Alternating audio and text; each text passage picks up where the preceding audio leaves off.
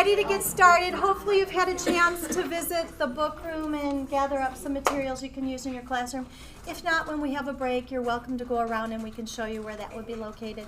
I'm Cheryl Zuzo. I teach first grade at Bentley Elementary. I'm Donna Paul. I teach first grade at Colvin Elementary. And we have written the first mini unit and first unit of science for this year. We're expected to have all of them completed before the end of the year. And the report card will also be aligned with the units. So, if you didn't sign in, make sure you sign in and just put 8 o'clock unless you're here after that. And then you don't sign out until after the word study unless you're not going to the word study and you're signing out before that. yes, and it was asked that you don't leave before 11 o'clock to go to lunch. So that was just. But 11 o'clock is nice. Yeah. So, It'll be right? easy. Not 11:30, 11 o'clock. Yes. All right. Well, thanks for all of you being here so early in the morning.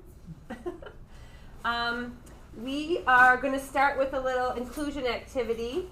And think about something you have done this summer that fits one of the prompts and the faces on the screen here. A what, or a wow, or a whoa, or a wee, something that was fun, I guess. Okay? So just turn and talk to Yep, the take neighbor. turns at your table and say the prompt or make the face and then share your summer experience that fits with that experience, okay? Go ahead. Yeah. Talk amongst yourselves. We just went to the water park at Franklin with your kids. So the wee face would be us going through those tunnel tubes. My daughter's doing oh my gosh. So cute. She's 8. She's going into 5th lesson. You're next door to us. Hi. I'm looking for coffee. This is our new first grade teacher. Strep the awards to Neil. Oh my gosh. So good. You love her. I'm her second. You're her second. You're the first.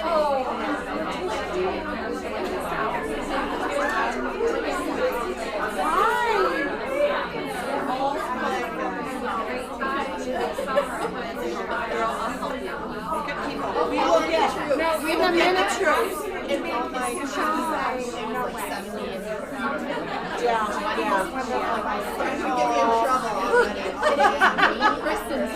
I'm not going to mention you. She has a good way of saying stuff. She's very tactful. She knows how to do it. We'll have to try to get her to PBIS.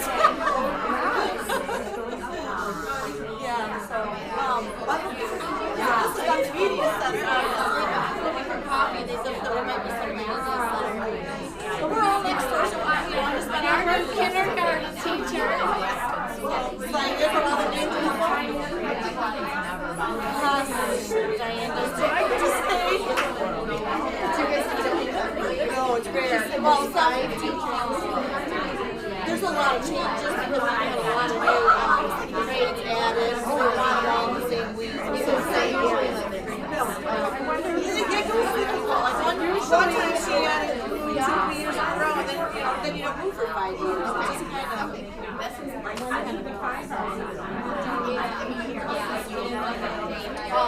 Well, Allie has to go move. That was next Diane. She's got to move down. And Michelle. I already walked away. Okay.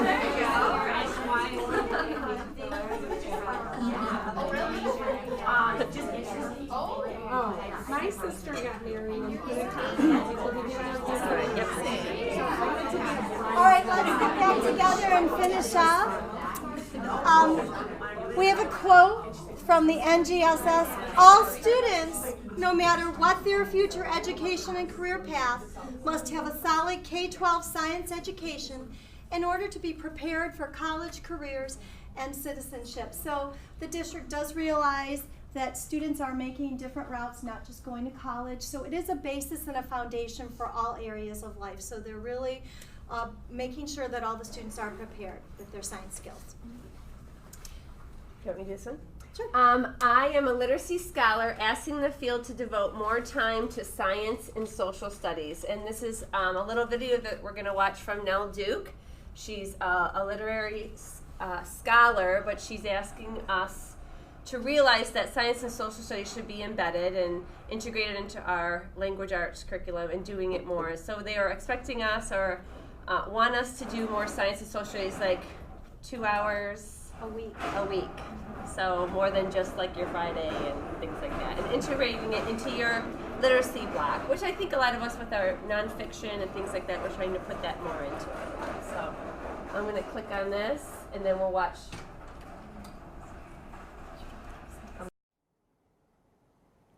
Hi, I'm Nell Duke. I'm a professor at the University of Michigan in Literacy, Language, and Culture and in the combined program in Education and Psychology. My work focuses on early literacy development, particularly among children living in poverty. Today I'm here to talk with you about speaking up for science and social studies education. There's been an enormous decline in the United States in science and social studies education at the elementary level. At least since No Child Left Behind, and arguably before that, U.S. elementary schools have been spending more time on English language arts, more time on math, less time on science, and less time on social studies. These changes don't appear to be randomly distributed. Rather, it's children of poverty who are more likely to spend more time on math and on English language arts, and relatively less time on science and on social studies. This is problematic. If we think about what this means long term, it means that our citizens who are budding citizens, who are of lower socioeconomic status, are getting less opportunity to learn about things like how our government works, to learn about environmental science, to be able to process the kinds of information that one needs to recognize the environmental racism that occurs in our country. There is a stratification going on when we allow some children in our society to learn much more about science and social studies than we enable other children in our society to learn. We need to do something about the situation.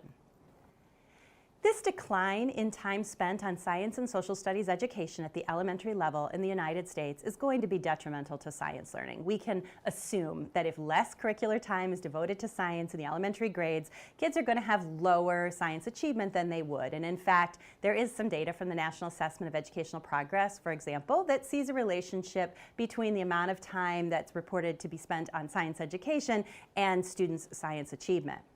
We can make the same assumption about social studies. Kids will leave elementary school in the U.S. knowing less about social studies, having fewer social studies process skills if they have spent their elementary career almost exclusively on English language arts and math to the exclusion of science and social studies. But I'm arguing that this decline of attention to science and social studies is also detrimental to literacy learning. That is, that literacy actually requires, in the long term, strong understanding, knowledge of the world. It requires students to know the things that authors assume they know. And so if we don't have that in place, we don't have all that vocabulary knowledge that goes with it in that place, if we haven't developed students' ability to read and write inside science and social studies disciplines, then we're actually going to have long-term pain. So it may seem like in the short term, we're going to raise literacy and math achievement by spending so much time on literacy and math, but in the long term, we're going to pay for the system that we've developed. So I'm a literacy scholar. My focus is on helping U.S. kids learn reading, writing, and other literacy skills, and I am asking the field to devote more time to science and social studies education at the elementary level. I'm going to offer 3 reasons why I'm making this plea, even as a literacy scholar. The first is that science and social studies knowledge, as I've already suggested, significantly affect reading and writing. The second is that science and social studies actually provide a very compelling context for literacy education. And the third argument I'm going to make is that reading and writing and other literacy practices are actually an integral part of the practice of science and social studies. And therefore, they're as much the clients of literacy education as they are benefiting from it. I would like to use this thought experiment to begin the first point. So if you would just read this passage and try to comprehend it.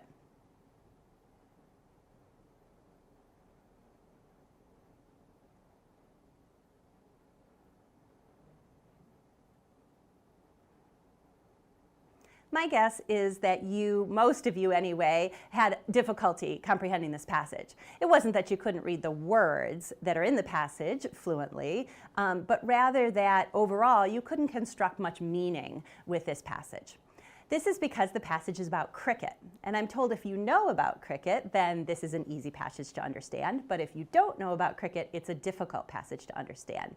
And it's just a sort of proof of concept that, in fact, if you lack relevant knowledge related to what you're reading, it can be very difficult to comprehend it. That is, comprehension depends in part on your knowledge related to the text. Now, this supports, in one way, this point that science and social studies knowledge actually affects reading and writing achievement. And there are many, many studies that suggest that this is in fact the case. One that's often cited, I've been citing it for years, is the Recht-and-Leslie study.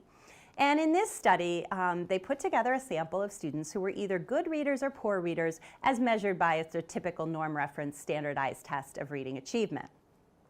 Some of the students in this sample were students who knew quite a lot about baseball, and others were students who didn't know much about baseball.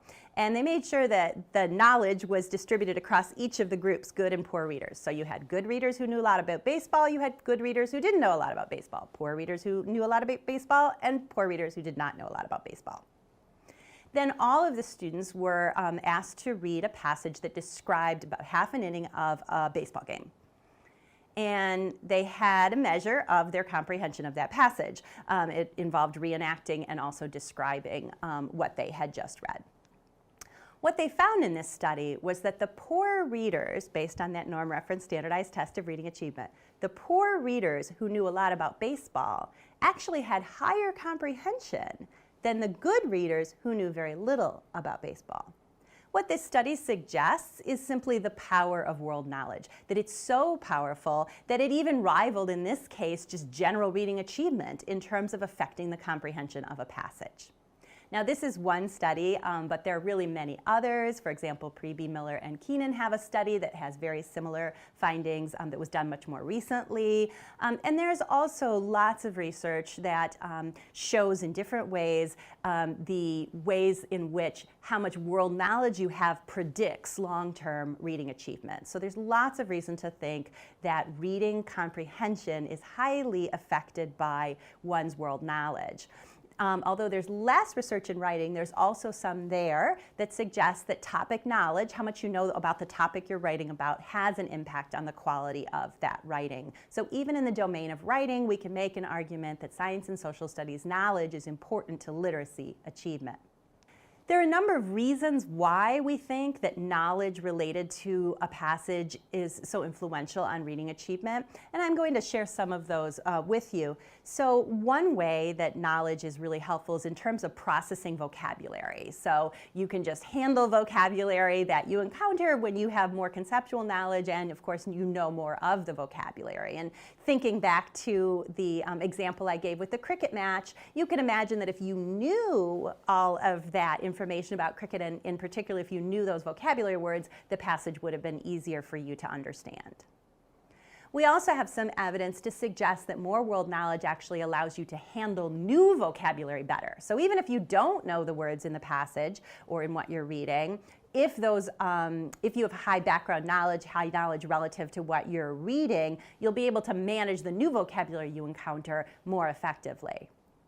There's also evidence that inference generation, the sort of reading between the lines that we all have to do in order to comprehend, goes better when we have more relevant prior knowledge. We also have some indication that the ability to handle incoherence in text, or to handle texts that are not as well written as we would like, is stronger when we have more relevant background knowledge. And finally, the whole process of comprehension, for example, in Kinch's model, in which we create a text space and then a situation model when we are, or along with a situation model while we're comprehending, that process is facilitated by stronger relevant world knowledge relevant to the passage at hand. So I've talked. So that just kind of reinforces how science is foundational for all areas of the curriculum. But I want to add a little note. I actually was biking through the park, through Plymouth in the back, and there was a whole group of people playing cricket. And I'm like, I know a little bit about this. So it gave me a little knowledge. I wonder who's the Palmer, so it was kind of cool. I think All we can right, take so it over. today's objective, we're going to talk about the NGSS standards and the clues chart. You're going to hear these acronyms PEs and DCIs and CCCs, Common Core State Standards. The clues chart, productive talk, we're going to go over the 5E model, which will be embedded in the unit. Of course, get on Rubicon Atlas, and then science in the K-5 classroom. So the first, there's going to be a mini unit. So we're going to show that to you. It's called Thinking and Acting Like a Scientist, because they want the science notebooks to be embedded, and we put those into the unit as well. So we're going to do a little activity with the science notebook, and we went out and bought you some notebooks, like her and I bought you notebooks.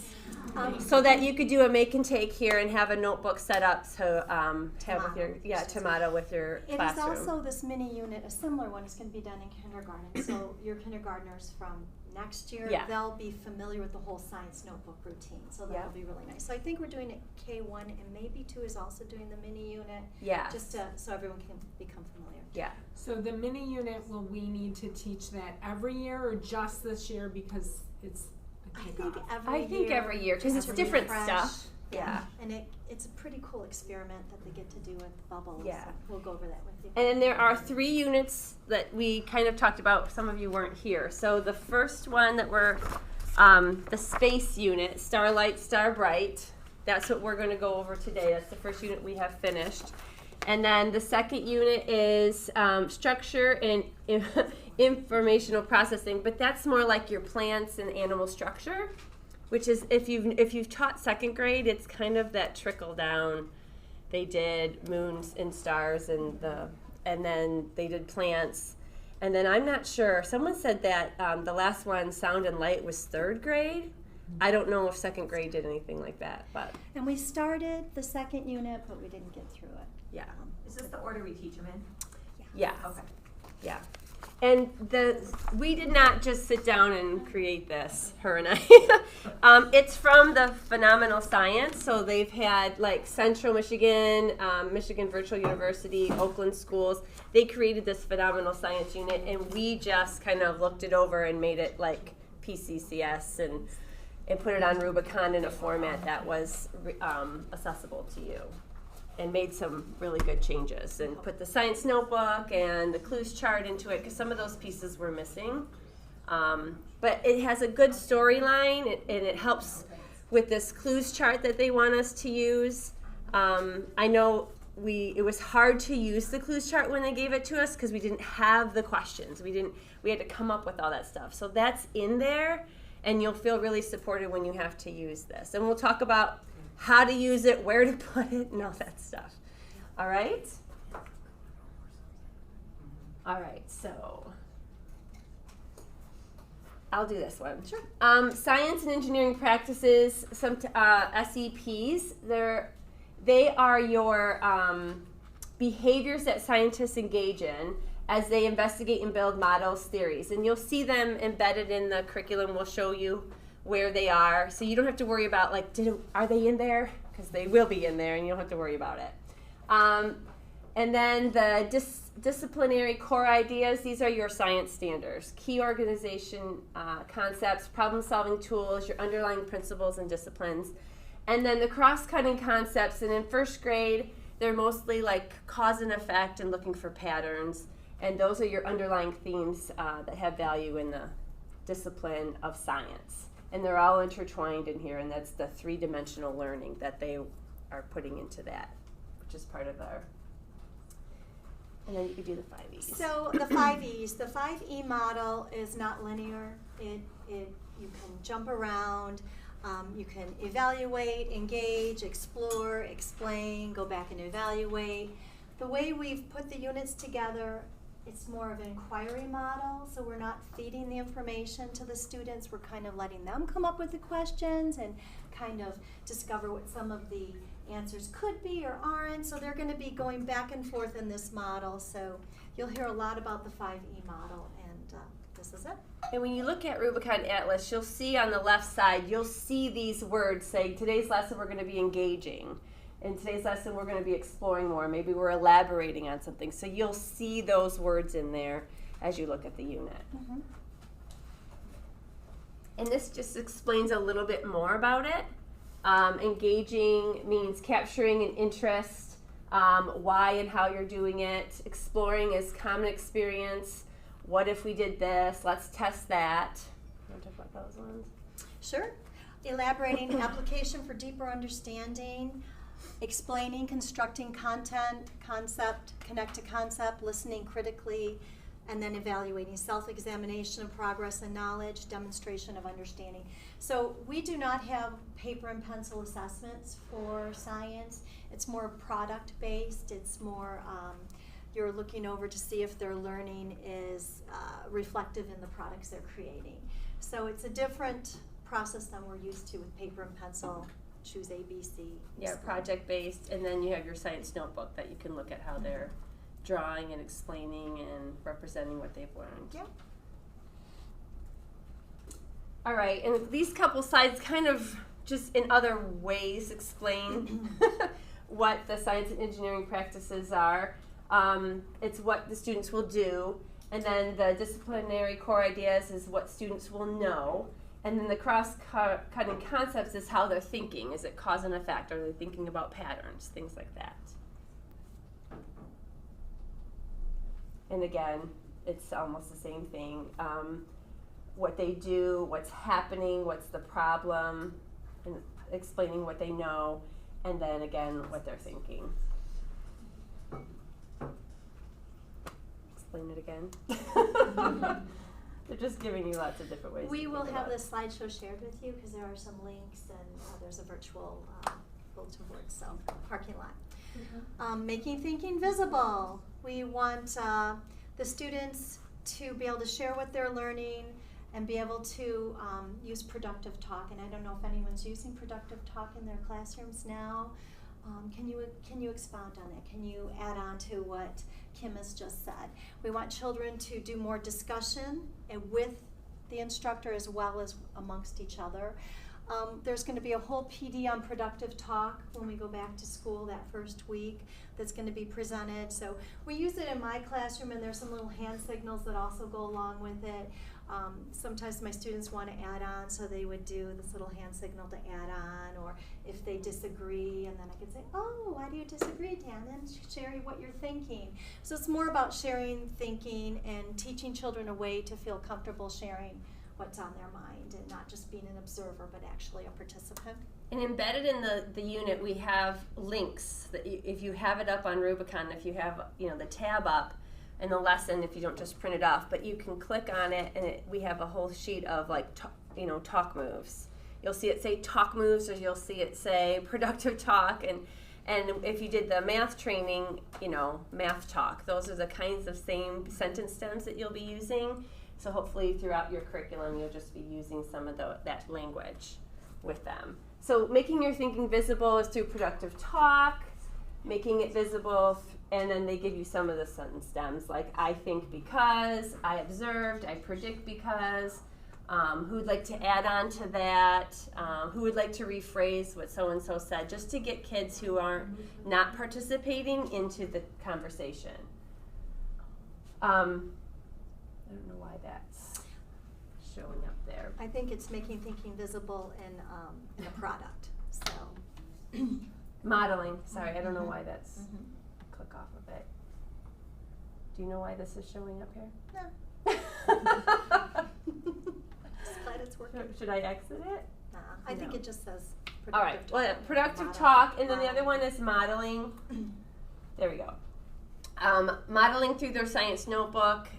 In the unit, there's some activities in terms of like kids getting up and being the sun and being the moon and kind of modeling with their bodies and modeling through pictures and drawings and writing in their science notebooks.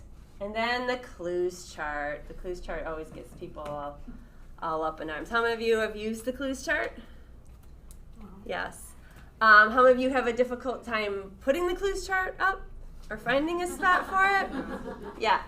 And so they talked a little bit about just using it more, and not just using it in science, using it We'll show you for examples on. yeah, using it for your literacy block to answer questions, and in your social studies block as well. It's just that's another way to make their thinking visible. Sorry, did you see that? No, I think we stopped here last time to talk about how people Yeah. are getting it up in their classroom, because you don't have to leave it like this. If you want to do on your cupboards K, L, you can do it however you want to display it. Administration was hoping it would be displayed at all times and added to, because some people use it on a smart board and they add on the smart board, but then it disappears. And they want it all the time visible, so the children can think about and add to their wondering. So we were going to maybe stop and talk at your tables about how you've used it, how you've displayed it. They will be looking for it when they come around for observations, and they really want it utilized in the classroom. So go ahead and Your talk if you've ever used it, and then we'd like to share out some cool ideas if you have any. So we were discussing what is the best method for writing on. It was mentioned Post-it notes, absolutely. Pictures, absolutely. You can simplify as much as you need to for first grade. Donna, didn't they say that Vis-a-Vis was the best, the fat Vis-a-Vis to write on there? Yeah, they came off the best. In first grade, we were also talking that it's difficult for little first graders to write on little sticky notes and put them on there, because they told us sticky notes are best because it doesn't smear and all that stuff. But we are talking about sentence strips and maybe putting some Velcro, on here in a row or whatever, and then using sentence strips if you wanted to do something like that, and it would be bigger for them and clearer. And we had a teacher over here who actually had the students write on the sentence strips, so that was kind of cool. Do we have a little figure on this one? No. All right, so the clues chart. Kind of tricky. When we wrote the lessons, we each played a different role. Donna did a lot of figuring out the 5 E's and what the big questions were and where they go on the clues chart. I did a lot of copy, pasting, grammar, editing, putting in links, ordering supplies. So I'm going to throw it to Donna to explain. So everyone's wondering, where do we put these things, and what's the big question and things like that. So in the unit, you will see, and we'll go through that in a second, you'll see the phenomenon or the unit question. So it'll say driving unit question. That's your investigation question. And so over here, I'm just going to put the word driving unit question. There's 2 questions up here. What are your investigation? What are we investigating? And what's our question? So you'll see that the unit question will stay the same throughout the whole unit. That won't change. And then maybe you'll put a little backslash. And then there's 3 learning sets for the unit. And that will be this will change for each learning set. And that's the new terminology. Yes. Learning. So it's not a lesson. The lesson could take a couple days, Yes. or the session could take a couple days. So you have your driving unit question, which is your whole umbrella. And then you have 3 learning sets, which are your mini umbrellas. And then each lesson kind of has an initial question. And that's kind of in your way, as your kids are telling you what they know, and then they're wondering, sharing a little bit about what they're wondering. You will put, if a student hasn't brought that up, you will put your wondering for that lesson in here, and then you'll work towards investigating and learning and finding your evidence. So it's not linear. It's not like you start here and then you do this and then you do this. It's like you start here and then you maybe put your stuff here and then you work from here to here and some science stuff here. So it's just like a board to put your ideas on, but it's not like KWL where you're just writing, what do you know, what did you learn, what did we find? Anchor chart. It's an anchor chart to be up in the classroom. Yeah. Also, the science words, we try to embed them in every lesson, so you should get a whole list when you look at it on Atlas, so you kind of know the focuses that we're covering. We have the practices as well as the vocabulary for each lesson. And these are part of the clues chart. Anchor charts, multiple content use. It's non-linear and you revisit it often. a teacher over here was saying that having it up really helps the students who are constantly, like maybe they're doing something else, maybe they're reading something and they find out something on the clue chart that they were wondering about, and so they could add to it in any block. So having it up and visible to revisit it as often as it comes up. Did anyone have any really good ideas on displaying the chart, or any good luck with writing on the chart and cleaning it off, or was there any? Did anybody write on it with just like regular marker and have trouble, or was it just me? And it smeared all over. Red and green were the worst. Yes. Black and blue worked better. Yes. And the vis-a-vis, the fat vis-a-vis, we've heard is very. Yeah, I didn't use that, but Do you ever use nail polish remover to get someone it off mentioned your that wand? too. Yeah. If it smears because you're taking it off, I don't know if you mean it smears while you're writing, but if it's when you're trying to get rid of it, Yes. nail polish remover. Thank And you. the longer it's on there, the harder it is to come off. That's it's like permanently on, and it smears more. So I use bulletin board paper. yes. Sure. Well, some didn't use this clues chart. They just used butcher paper, and and just put like the K is a piece of butcher paper, and the L is a piece of butcher paper, and then you're not using a dry erase. You're kind Whatever of works for you. Yeah. So no one's telling you have to use this one. Here it's used in the Underground Railroad. So it can be used cross-curricular. It doesn't have to just be used in science. Really gets the students thinking, investigating, wondering. This one is for what does it mean to be a responsible member of a group. So in your character The literacy. education and things like that, in your group talk and the different concepts. Again, they use chart paper and a couple others. We're gonna stop right here, and we're gonna show you the mini unit because we didn't do that yet. Yes. So we're Get gonna that show you the passed mini unit for the science notebook, and Should we this get is started with those? yep. These are set up a little bit different than the Rubicon. This was brought to us from a different district as well. And we didn't make changes on this unit. No. We just put it in. I did embed links, so everything should be functioning. I think all the links should be functioning. Go ahead and start coloring this if you wish, so you have one to show your students, and then you can modify.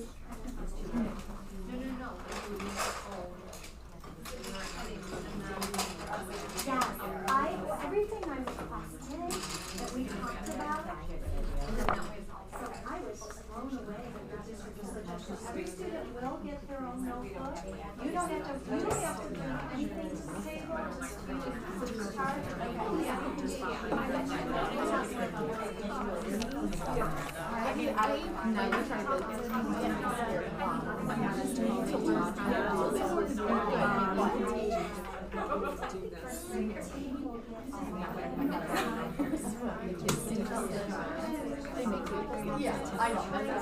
Well, they're about this big.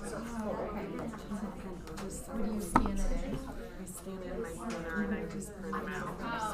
Okay, so in this lesson, it's a guided discovery of the science notebook. This unit is based on how to use the pages and ultimately the routine of the science notebook with the science and engineering practices. So the first lesson is kind of cool. You give them the, Cheryl's passing it out, but you give them the cover and you talk to them like they're scientists. So scientist Kim, she has her own notebook, and we're going to be investigating and taking observing and writing notes and things like that. So we're passing out for you, so you have a sample. The notebooks are in the middle of your table, and part of this this unit is investigating bubbles, and determining your big unit question is, do all bubbles come out as a circle? So they do make different ones and investigate, yes. So go ahead and make your science notebook. On the front cover is the cover. And then we're going to pass out the safety contract. So they're official, which is so cool. So you'll go over the safety rules and how to be a scientist. There's glue sticks and things like that, and put your name, scientist, The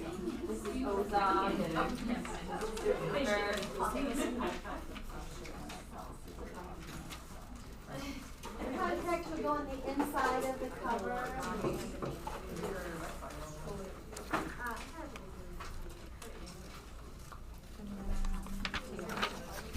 So yeah, let me see here. It says the students will model.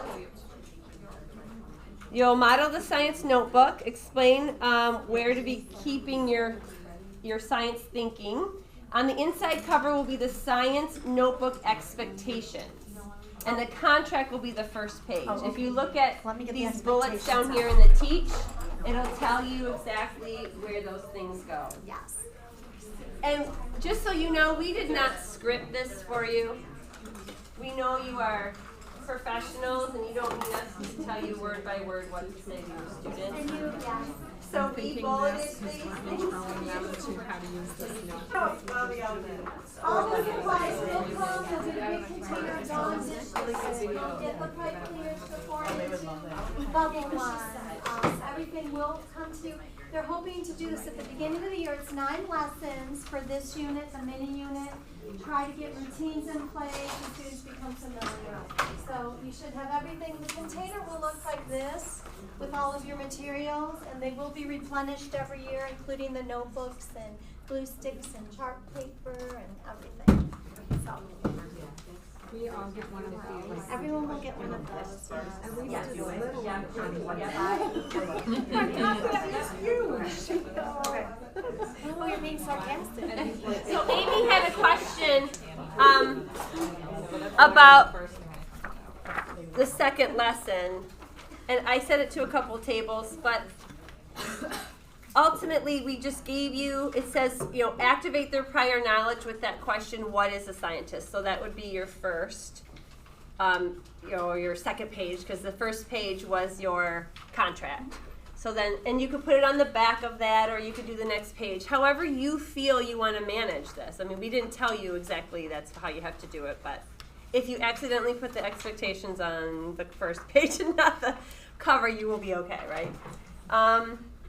And then, so what I was mentioning is that we made these little papers for you for them to glue in, because in the beginning of the year, it's really hard for them to write those sentences. So as the year goes on, you may feel like you don't need those. They can write the question and then, write The their little heading. We have the heading or their investigation question. Yeah. So in this unit we did it, and in the first unit we also did it.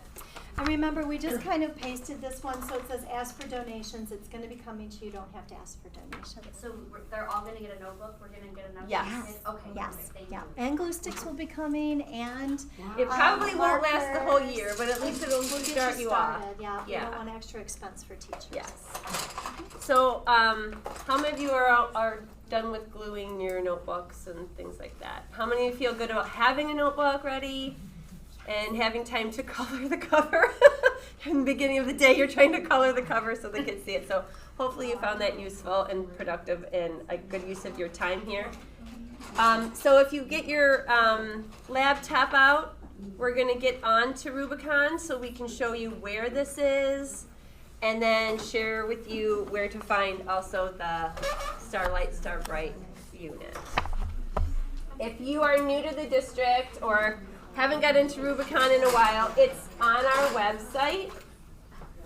If you go to staff, pccs.k12.com, and then you go to the staff tab, do you see it there? You'll see Rubicon Atlas right here. Now, if you're new to our district and you don't have a password, you might want to look on someone else's until they can do that, or we can get Matt in here to help you get that set up. I mean, Yeah. Does We've got anyone it set need? up with Google Sign In now, so you're they might not have a password. the Google password. Well, when I did it, I'll show you. When I did it through, Does anyone need help getting on Atlas? I can grab Matt. Does anyone not have a password or sign in? I might, I'll try it. Okay, let me know and I'll go grab them. Oh, yeah, all of them. Or our staff meeting, right? So you go to my curriculum. However you'd like to do. So if you go in the search, the little search bar, it says curriculum. No idea. She's very helpful. Oh wait, there's a sign in. Hold on. Go to, See if it works. see if you want the reading. Oh, you found it. Susan is on this right. Oh, are you on yours? Yeah. And then you'll see a sidebar. You'll put in the grade. You don't have to put in the school. Put in the grade. Right here, there's a drop down by grade, first grade, and then subject science. I'm blind, so don't mind me. My husband always asks me how the computer So grade, these drop down menus. First grade, subject science, and then go to the top or the bottom. There's a search. And you'll see right away, thinking and acting like a scientist. And when you did the reading and writing, there was a different section for the resources. They asked us to put the resources right under the unit. So do you see all those blue? All of these are the resources right underneath it. So you'd have to click on each individual one. So go ahead and try and click on one. Make sure you can get into it. Click on thinking and acting like a scientist. I can click on this one. And that's the unit that we printed off for you. The suggestions we were talking about is right on those resources is writing on those half sheets of paper and then gluing it into the notebook, because sometimes they use too much glue and then it's kind of bumpy and they rip it or whatever. So however you feel your kids are able to get it into the notebook, you could write on the paper, give them this, do the work, and then glue it in after. It might be easier. Whatever works for you. Yeah. However your kids manage that glue and The materials section, but we've also embedded them into the lessons, so you don't have to scroll back up to materials. So they should be right as you go. Click take right a on look them. through the unit, scroll through Rubicon for the mini unit, and try to click on some of the links. There's some really good links that if you keep Rubicon tab up, there'll be videos, not necessarily in this one, but books that you can go right to. And videos you can go right to, so you don't have to go looking for them. It's right there in the unit, which is very handy. Try to make it user friendly. Like here's a video on, it's in lesson 6, balloon blow up video. So take a look at that, watch it, see if you like it. And so it's not only materials, we put it right down here in the Yeah. lesson.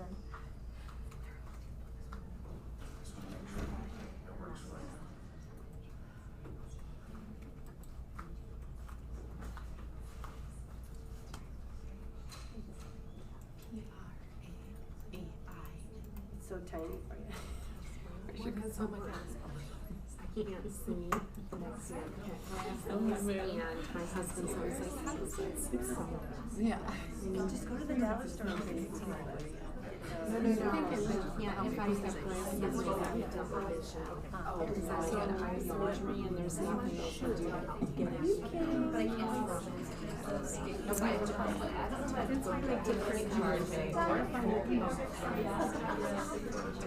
Yes. So you will be getting the Science Detectives book, copy of that one, because that's one you'll refer to over and over. I don't have access to it for class. I don't know. Yeah, so like, Oh yes, okay. So the new teachers don't have access to the shared drive yet. Yeah, because they did it last session, Deb. Let them get in. They can't get in. Thanks, Kaylee. See?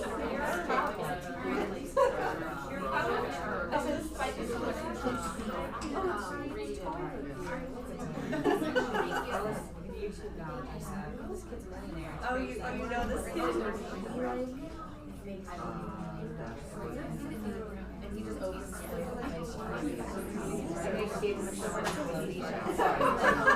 All in someday at 9 years old or whatever. Why didn't I think of that? I can open toys and play with them. Right? It's just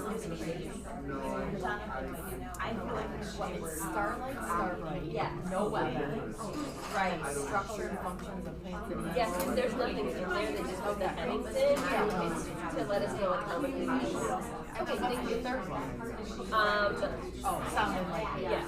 Okay, so all three. So like, yeah, like animal life. Deb, are they going to be taking out like animal life and all that kind of stuff? Okay. They, no, we have to do that right this minute, but we just wrote it on there.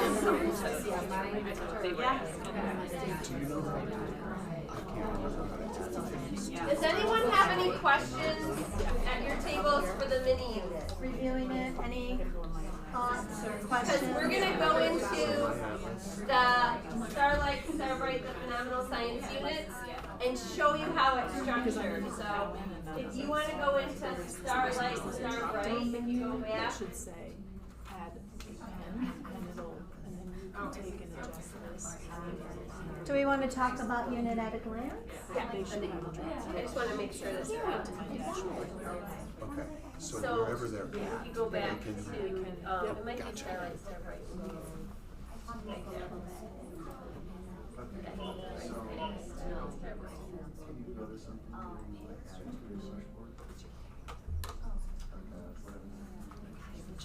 Does anyone need help getting to the Starlight, Starbright unit?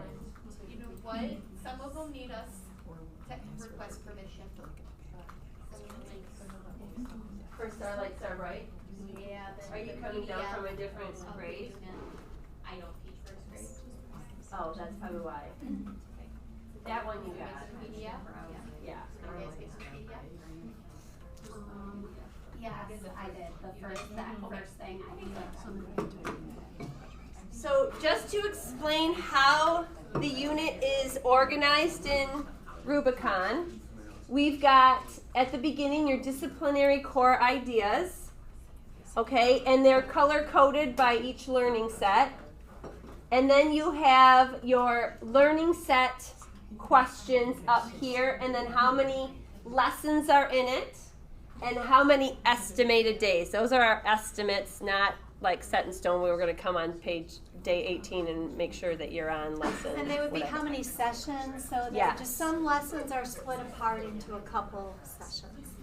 And then you'll see the science and engineering practices are highlighted.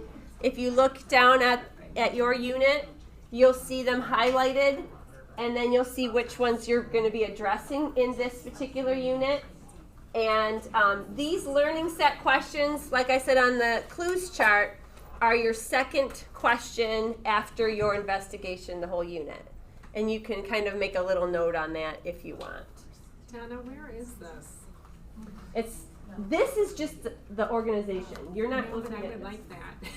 It's not in here? Oh, it's your Starlight, Starbright is in here. But Kim, this will be in the slideshow, and you're going to get it shared with Okay. you, so you'll have it to reference. No problem. Because to me, I would put that in the cover of my binder when I print this out. Yes. I like that. Yeah, the whole show you'll get. So you'll see your target DCIs. These are your questions, and these highlighted parts are your science. So it is. It is. So this is your unit. So this is part of our slideshow, so it doesn't. I'm just showing you the organization. Okay, on yours it will have the actual DCIs and it will have the actual questions. If you scroll down a little bit, you're going to see a table with your 3 learning set questions. And then you'll see these rows will have each of the lessons and their sub-question for each lesson. We have 10 in the first learning set, 10 lessons or sessions, 9 in the second, and 11 in the third. So there's going to be about 30 lessons for this whole unit. So 9 for the mini and about 30 sessions for the first unit. We figured that would get you through to the end of the year for the first report card trimester. And it's gonna look different. Is anyone on the report card committee? Can anyone, Dana, can you guys reflect on what's gonna be on the report card with science? Because I don't think it's gonna be by unit, is it? I think it, no, you guys are going to do that. Oh, that's good to know. I think they might just do it. Deirdre, I don't know. maybe Deirdre will, but I thought she had said that like the people that were working on it will be working. We'll because, change like, the report people card? who did writing with her guidance. Yeah, yeah. But the people who did writing worked on the writing piece. The people who did ELA did the ELA being piece. videotaped. But she's Smile. very minimalist. What I will tell you from being on the committee is she does not want people to do a lot of work. So it will be like the standard, whatever probably the overarching standard. Yeah. And either they are meeting exceeding the standard or, so it'll probably be, I would think, just one and like acts like a scientist or something. Right, and that's what Kimberly had mentioned, more of the processes, Right. thinking like a scientist and Yeah. investigating, wondering. Yeah. Right. So I think that's where it's gonna be different, whereas we had a unit and you had to give them 1, 2, or 3. Right. Yeah. Exactly, yeah. Okay. So the second part, so you have your DCIs at the top, you've got your grid with the 3 learning sets and your sub-questions, and then after that, they're gonna start the lesson. You'll have your learning set question up here. This driving unit question will be the same throughout each lesson. Your learning set question, it'll give you the materials you need for that lesson and what to prepare for it. And then you'll see on the side, you'll see the words either engage, explore, explain. Those are your 5 E's that I mentioned were going to be on the left-hand side. What is this lesson going to be doing with the students? And we tried to be really explicit, exactly the materials you'd need for each lesson. We tried to make it as user-friendly as it could be, because we know we're there. So everything should be there for you if it's not and I put next to it YouTube video, so you know whether you're supposed to have a book or if it's actually a link for a video. So we hope it's Yeah. oh, we already did this. Yep. All right. So I want you to go through the unit. There's really cool links, videos, books. We mostly used Epic. We put some Epic titles in there. How many of you have used Epic? So you're going to need an account with Epic, also Bow Clips. We did put some Bow Clips. Yeah, Bow Clips in I've never also. used, so that'll be new for me. But Let me make Epic, sure. and you can create moon, stars, sun books, like little collections for kids to look at, and you can share it with your colleagues. So And if you there create are gonna be something, science tables in the units. Yeah. also for collections, but so take some time with your colleagues to explore some of those links that we put in there. Bow Clips. Do we have All right, so we're going to look at lesson 6 in the Starlight Starbright. So you have to turn the page over because it starts with 5. They we didn't copied wanna it that way. Print the whole unit for you. And this is a culminating activity at the end of the unit. And you're going to put up the phases of the moon, and you're going to cover up one of the phases. So your And- students will not get a copy of this. Yeah, We'll and the put it students up. will get this. The sheet. And you'll cover up with a Post-it, something like that, so they have to predict what the next phase, you can pick whichever phase you want, what the next phase will be. So if you look at, do I have a copy? Yeah, right here. Thank you. Use the moon phase calendar for expected moon for that evening. Display on the smart board. Examples of the, and then you're going to use this cookie page. Plan student partnerships, working in partners, and then they're gonna sort 8 cookies per plate for the partner activity. So I want you to create Oreos with the phases of the moon we have been observing. Show the moon phase calendar with the view of the moon this evening being covered. Use the patterns around the covered spaces to determine what the moon may look like tonight. So students get in a partner based on the group.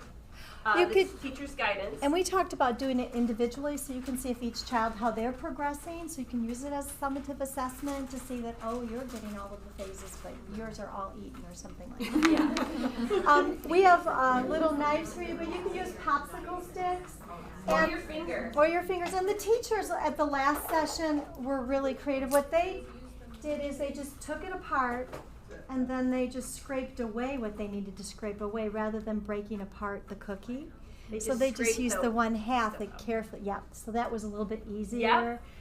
If they do it right, they can eat them. If they don't, you gotta, prompt them to how this is gonna go. So you can do it any way you like, but it was a little trickier breaking apart the top cookie. And I do have some pictures. So we brought you cookies so you can kind of play with it, and then you can explain how the process to help the kids be more on track than just eating the cookies. And I lost one. Where'd it go? In my mouth. And there, I did order extras, so you should have extra cookies for your class in case one gets broken. Yep. So you can use this to help you, but discuss what you observe. Encourage students to complete the covered space based on the pattern around it. Students then can take a photo of it with their iPads, or if you use Seesaw, you can connect it to that. And you can also check on their learning through Seesaw. If they have a photo, then you can check each child if you're not able to get to them individually. They'll have a photo product. Really, you just need half the number of things, right? Because you're opening activities.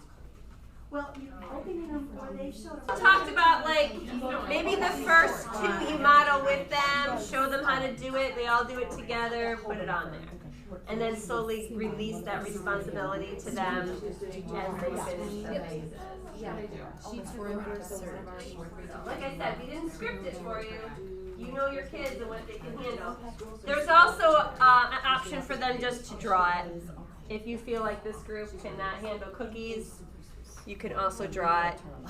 Paula had some really good information on report cards. We were wondering whether it's going to still be the 1, 2, 3 session. Paula, would you mind resharing that out, what you just shared with me regarding? 1, 2, 3, 4. You're gonna help me out with 1 being the best, 4 being the lowest, right? No, a 4.0 is 4. Oh, 4 is the best. 1 is what? Yeah. Oh, okay. So it's Okay. reverse. All right. That's going to be probably the most difficult Uh-huh. thing to get used to. Now they're going to be confused. Before school starts.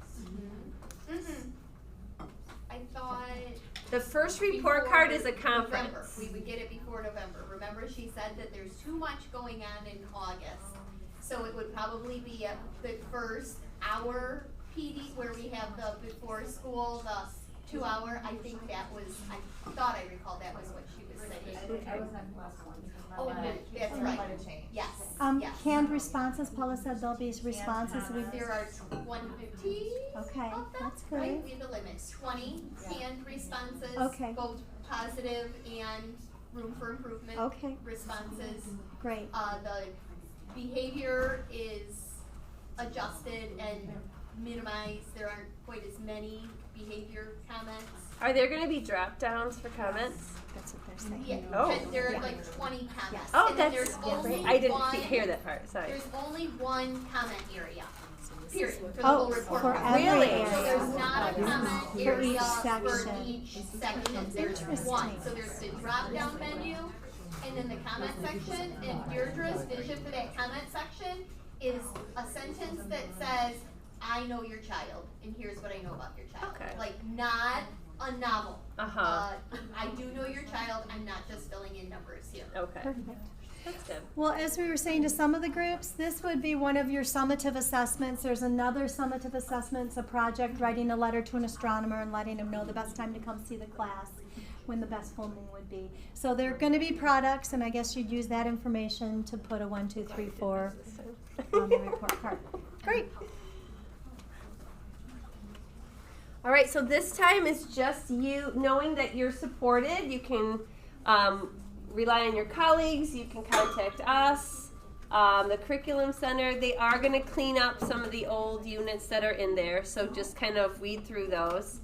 They just haven't had time to do that. So know that we're not doing any of the old science units. And just like they originally said, start taking those binders away. Take a deep breath and feel liberated, right?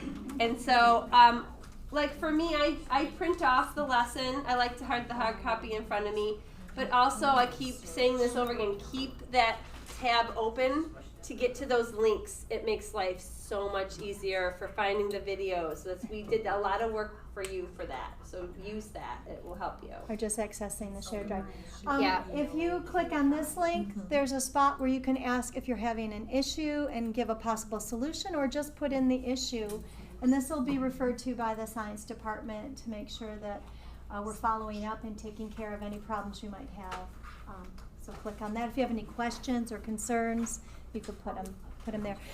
I think that Tanya's going to send out a link with this, with opportunities for field trips and ideas, with other resources, and also with kind of an exit slip on what you thought of your PD and how it prepared you or didn't prepare you. So look for that coming in the near future. Someone had mentioned there was a planetarium kind of thing that a teacher in, I don't know, at John Glenn or something like that, where their district, he has them come and do field trips there. So, I mean, I contacted him and I haven't gotten anything. So I don't know if we're allowed to do that, but if you know of a planetarium, I know U of M, does U of M have a planetarium? Yeah. I think Oh, okay, we just heard that Eastern has one, And so that might be Cranbrook, yeah. something. Yeah.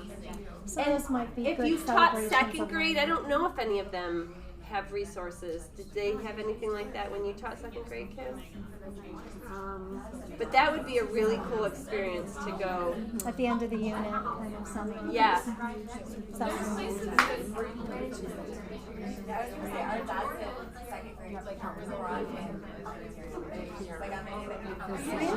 I know her a little bit more. So we need to talk about So So the administrators want to make sure at the curriculum department that you are finding a spot for your clues chart. So if you have any difficulties, you can contact the curriculum department. They will help you find a spot. They are recommending 5 hours per week for Plymouth Canton, 2 hours a week. And they wanted us to ask you how you see using those 2 hours a week in your classroom. Even if you're doing a read aloud on science, that does add toward the 2 hours per week. We have 30 lessons in this unit. There are 9 lessons in the mini unit. So between that and social studies and everything else, it will be getting tucked in a few days a week, I think, to get it completed. And Kristen and I were talking a little bit about how we did. I piloted the kindergarten unit in first grade in the fall, and then kindergarten rolled it out in the spring. And so some of the things that we did even last year was we put some social studies lessons in our shared reading block. And then we also, and then there's a lot of writing in these units where they're writing and observing, and I mean, put it into that. I know we have our MESA units and we're, doing these lessons, but there might be a certain day that you are devoted your writing to science, or during the informational writing unit in MESA.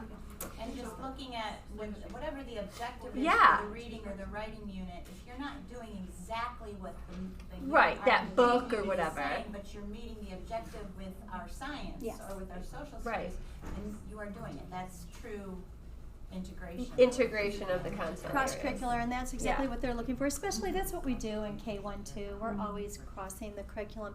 So I think she wanted us to have you talk amongst yourselves and come up with one idea per table to share out. That's what it says on our list to do. Mhm. Okay.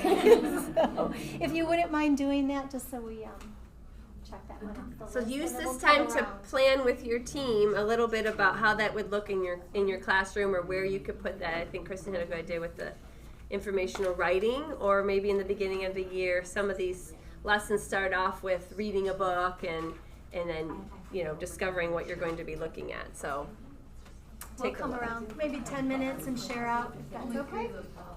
Donna, I have I'll write notes here so we can share that. Okay. Okay. You want to get it? All right, so we're just gonna share out. kind of went to a couple tables and said, share that. So hopefully you have a little, even if it's not even something that came up that you were questioning, we're gonna put some stuff up there. We know 2+ hours per week.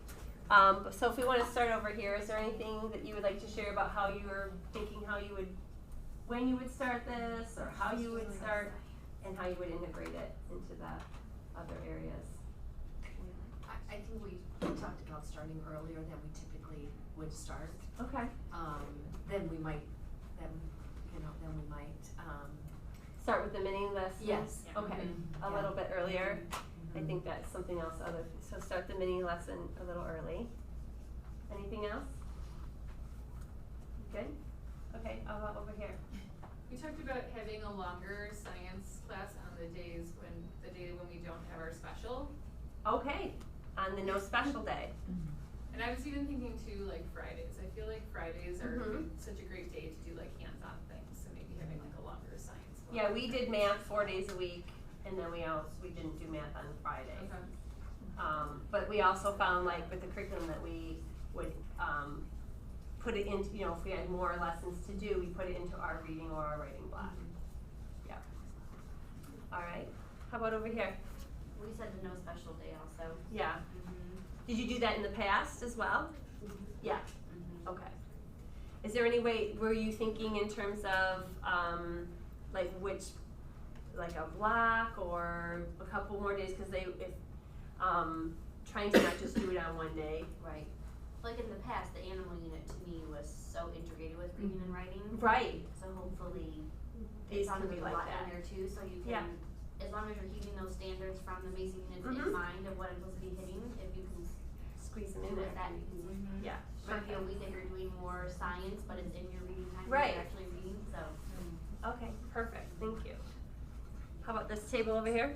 I'm thinking 2 hours is really not much time at all. You could either do it 5 days a week at 30 minutes, or I'll probably alter science and social studies, so maybe science Monday, Wednesday, Friday, like 45-minute blocks, and then social studies the other 2 days, depending on specials. Okay, so that's a good way to look at it. Because when they're younger, 30 minutes is their attention span. So trying to put that into your blocks, either reading or writing, but 30 minutes, and then trying to get that. I think we tried to keep the lessons down to about 30 minutes also. So even if a lesson was 2 days, it was 30-minute sessions. Oh, we tried to. Yeah. It was all subjective. And give yourself grace. This first time you're doing it, it's going to take longer just because it's new for you and new for them. And hopefully next year when we do this, we'll have some experience with the notebook and things like that from kindergarten. So hopefully next year will be even better for you. Just that process. Yeah. Okay. We were talking about productive or accountable talk and having the stems visible, so we can see around the room and what questions we could have, and maybe going on teacher pay teacher and having cute ones. Yeah. So as long as you're using the productive talk, you can use some of those things as resources. Like she said, there was like a page in there that was similar to this, but it made more sense to her. As long as you're following the lessons, whatever page you use. I mean, we just created these pages or found these pages, but as long as you're following the unit and you find a cute page or a cute productive talk. And then she also wanted to just kind of have Cheryl share a little bit, after we're done sharing, a little bit of the signals that she used to help with that productive talk. I really liked the nonverbal signals. Yeah. And maybe having that visual in the room too. It helps me. Okay, thanks. How about over here? We were talking about, there's this really great program if you wanted to use in your classroom called Skype a Scientist. And you sign up online, you tell them what your grade is, what you're studying, and they match you with a real scientist who studies in that field. And they Skype into your classroom and your kids can ask them questions.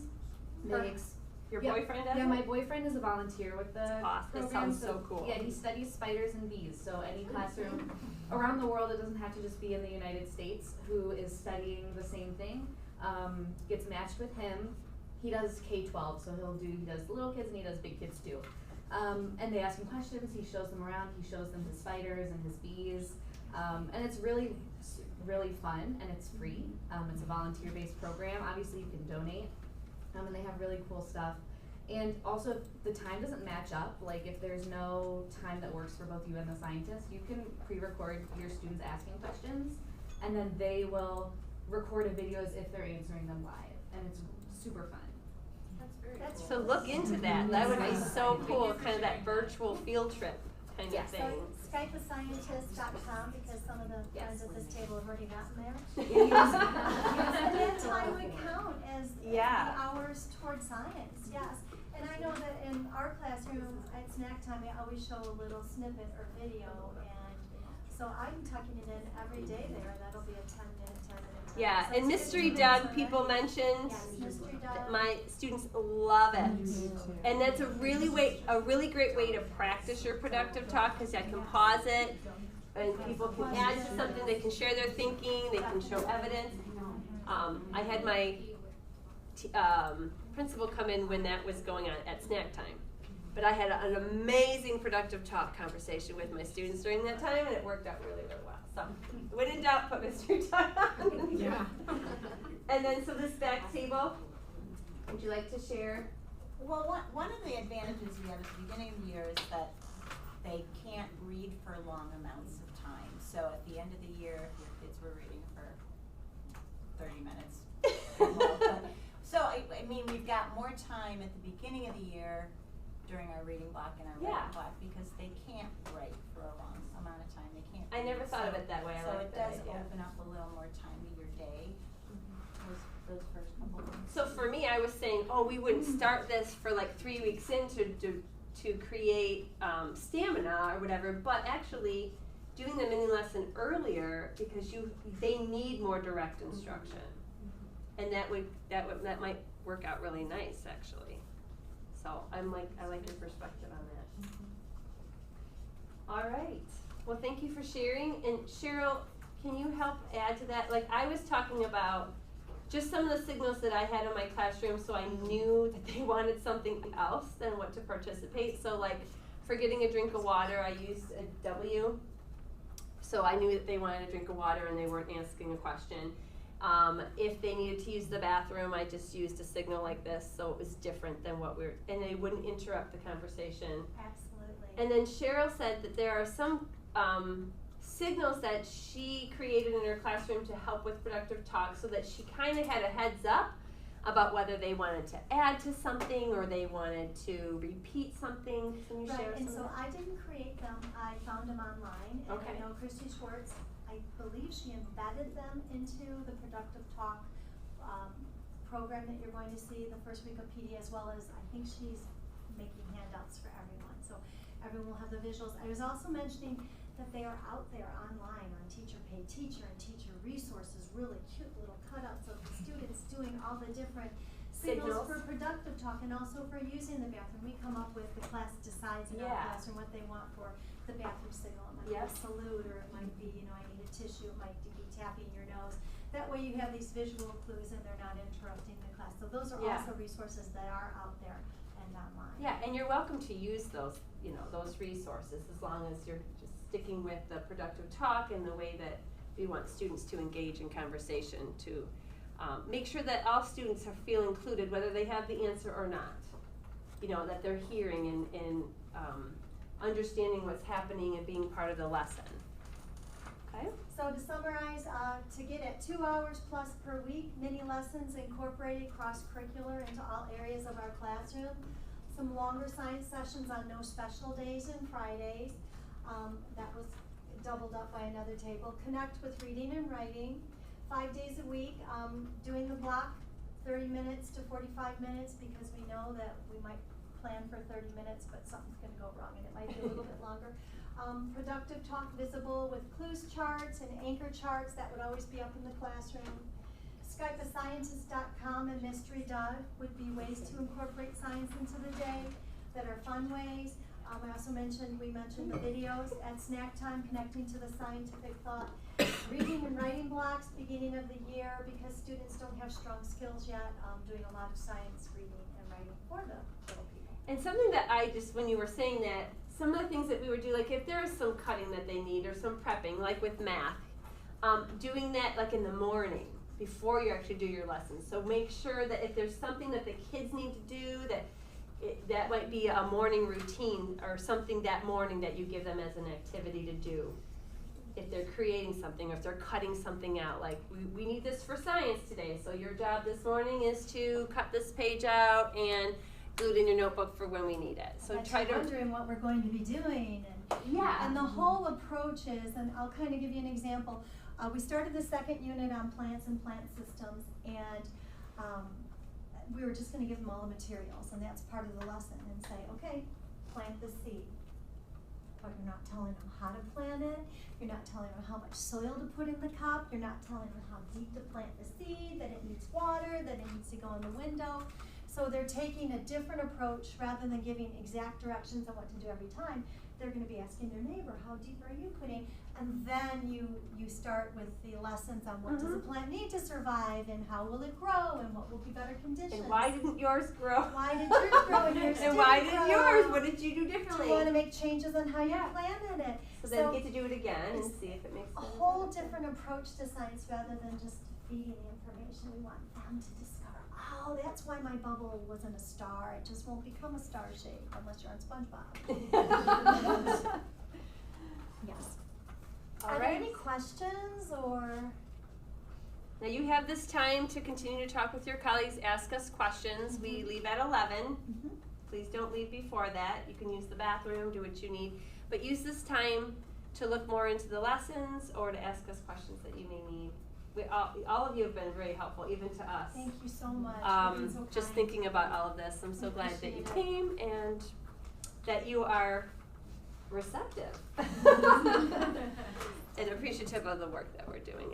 And all of you, I know, are going to have some great ideas as well. So be sure to give us feedback and use that support and that link that we have. The virtual parking lot. We will go back and check it periodically to make sure that any concerns or anything that we wrote in lessons wasn't functioning and we forgot something or wasn't working properly. Yeah, everything should work, all links should work, all materials and supplies should come to you. They were very generous with And that. someone try that scientist thing, because that would be really awesome to find out.